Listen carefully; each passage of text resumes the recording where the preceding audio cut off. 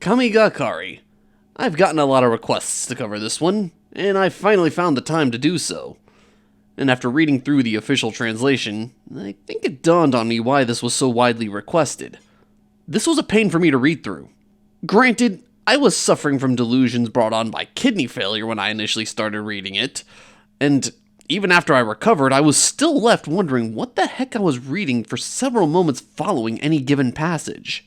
It did eventually click though once I began playing around with character creation and reread it once again. Kamigakari is a game with a neat premise and neater mechanics still.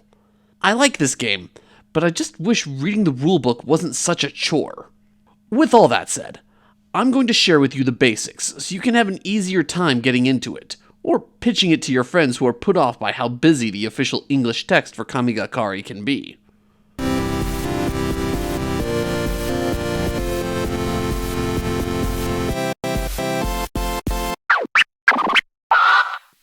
In Kamigakari, magic is real and is referred to as spirit energy. It's stored in mythical objects called shards, and these shards have the power to awaken various entities. Humans who claim a shard and have a strong soul awaken into one of the titular Godhunters. They gain various supernatural powers and become aware of a hidden battle between good and evil. Evil energy can also be absorbed by these shards, creating the Aramitama, the key antagonists of Kamigakari. Basically, the Aramitama want to destroy the world and recreate it in their image, something that the Godhunters are opposed to. Meanwhile, the Godhunters want to find a way to end this battle between them and the Aramitama once and for all, while still keeping the war a secret from the mundane world until this happens. In addition to these two extremes, there's also the Mononoke, which is what happens when anything else takes control of a shard, creating all manner of other supernatural critters. Other important details include that mundane equipment is not effective against Aramitama or Mononoke, and such equipment needs to be treated with a special material called ley gold first. Shards can also be taken from defeated Aramitama and Mononoke to power up the Godhunters, as well as to create ley gold. And all the Godhunters have a magical crest that they have that's emblazoned on them, which is only visible to other awakened beings. In other words, between the needing magical enchanted equipment to fight evil, there being hidden spaces where evil spirits cause grief in the real world, and needing to harvest parts from spirits in order to continue fighting, this game is basically Puella Magi Madoka Magica, but with the magical girl aesthetic being completely optional. Character creation rules start on page 68 and features several sample characters in the pages leading up to this section. The first step is your GM decides what level characters start off at. Higher levels obviously getting more cool toys to play with, but prolonging character creation as you grapple with analysis paralysis. Your first real choice comes with picking your ancestry, basically how your character became a God Hunter. Ancestries start on page 82. With this, you get an ancestral trait, and one of three stat arrays: Warrior, Adept, or Occultist type. These are different for each ancestry, but in general, Warrior fights, Occultist uses magic, and Adept is something of a flexible middle ground or something completely out of the ordinary from the other two. For the savvy, this is basically the classic fighter, mage, and thief archetypes. You also add 1 point to one of your stats as well after making this decision. For reference, the main stats and what they represent are Strength, which is how tough your body is, Agility, which is how quickly you can move, Intellect, which is your memory and focus, Will, which is your mental fortitude, and Luck, which is the most important stat in any game ever. After you have your ancestry and main stats, take a moment to calculate your substats. Physical damage, which is equal to half your strength and is self-explanatory. Magical damage is half your intellect, ditto. Initiative is equal to your agility, plus 5. And your hit points is equal to strength plus will plus 3 times your level. That last one's a little complicated, but you should probably know what hit points is. If you don't, it's basically how much punishment you can take before you get knocked out. Once these have been calculated, you move on to your next major decision, your facets. While your ancestry determines how you become awakened, your facets represent how you wield the power you've acquired. You pick one to be your main facet and another to be your sub-facet. Your main facet determines what kind of equipment you're able to use, as well as what your base combat stats are. Your sub-facet just grants you an additional source of talents. Most facets also have multiple types, usually an alpha and a beta type. This means that while they have similar theme and similar abilities, there's still two separate ways that these themes and abilities manifest. Usually, alpha favors attack and beta favors defense. You can pick the same facet for main and sub, but only if they do have multiple types such as alpha and beta, and you must choose one of those types, either alpha or beta, to be your main facet. When you have your facets chosen, there are some more stat calculations to do, per this handy chart from page 69. These are all stats you'll be using in combat. Accuracy and invocation being your ability to hit targets with physical and magical attacks respectively, and evasion and resistance are your ability to avoid physical and magical attacks. Instinct is a special stat that's used in certain contexts, and everything else is stuff that I've already covered. Once you've calculated these stats, you then move on to picking and recording your talents. You pick 2 ancestry talents, you gain your facet talents marked as key, and then you can pick any 2 basic talents from any other list: ancestry, facet, or general. A facet's key talent gives you some idea of what you can expect out of that facet, as well as some direction for what ancestry and other talents you should pick. This is all assuming you're starting at level 1. If you're starting at a higher level, you'll naturally be gaining all the things you would gain from leveling up to that point. Next step is buying equipment, which equipment is very complex in Kamigakari.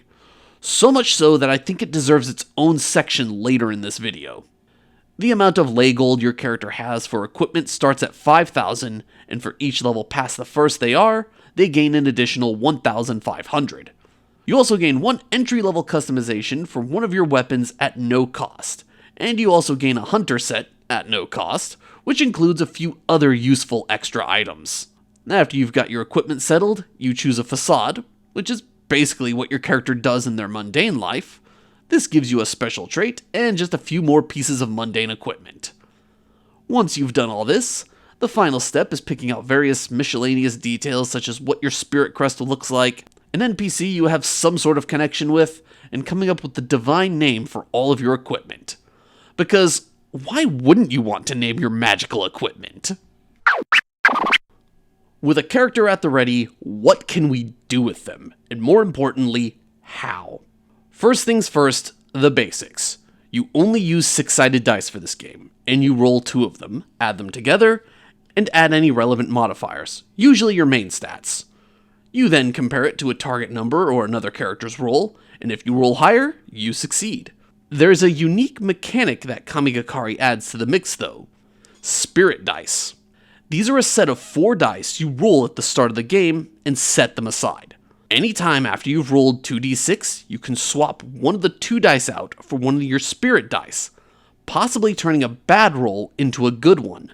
Additionally, these spirit dice are used to power your talents during combat.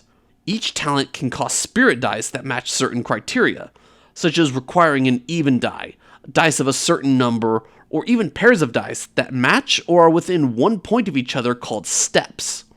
Or even some combination of different dice, such as needing an even and 2 6s, for a total of 3 dice.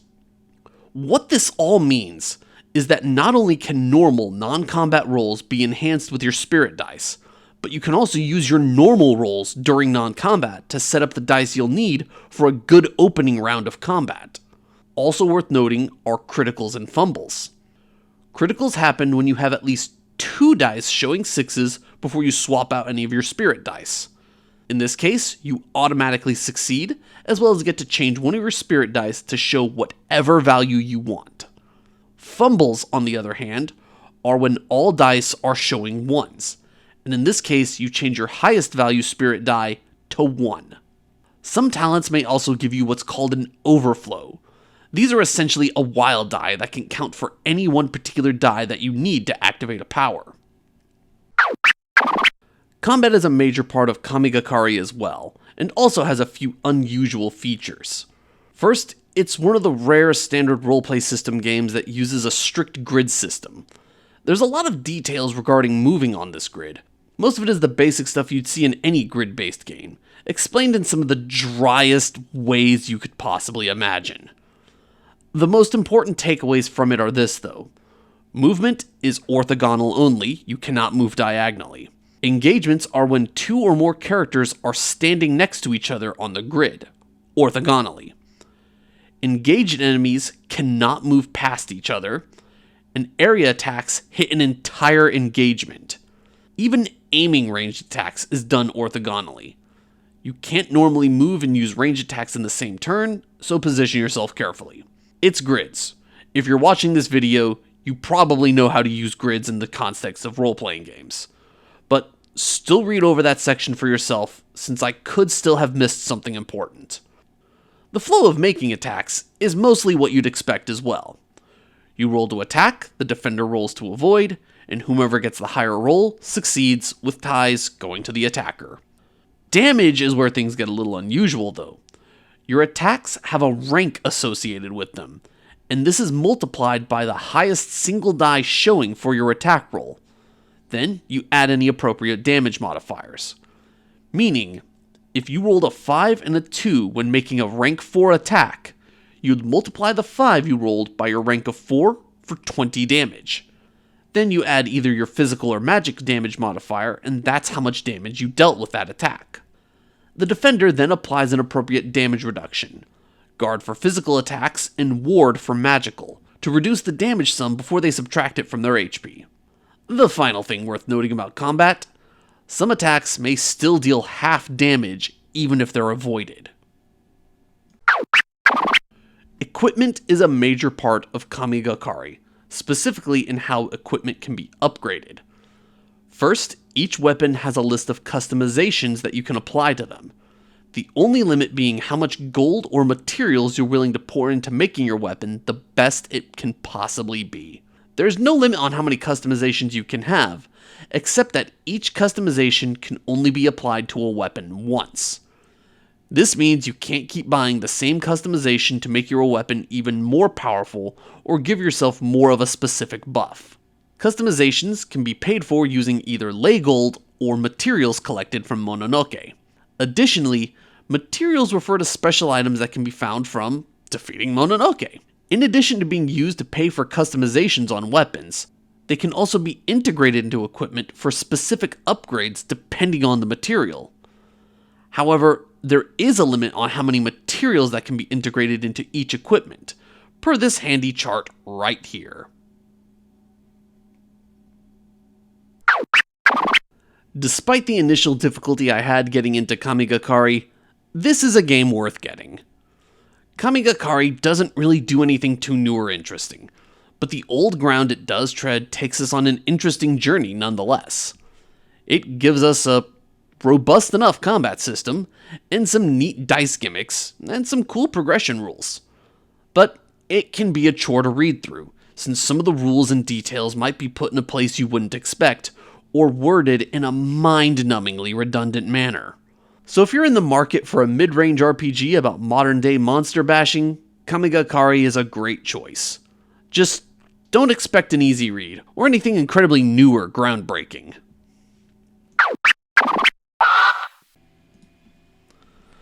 I have a sobering postscript for this video about something that occurred before I finished the script for it. However, I couldn't come up with a good place to put it without ruining the usual tone I take. Thus, I leave it here as an addendum.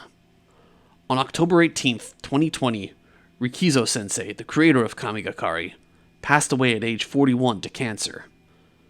This is a circumstance that's somewhat challenging for me to find information on, since any news of it would be in Japanese, a language my skill in is woefully lacking.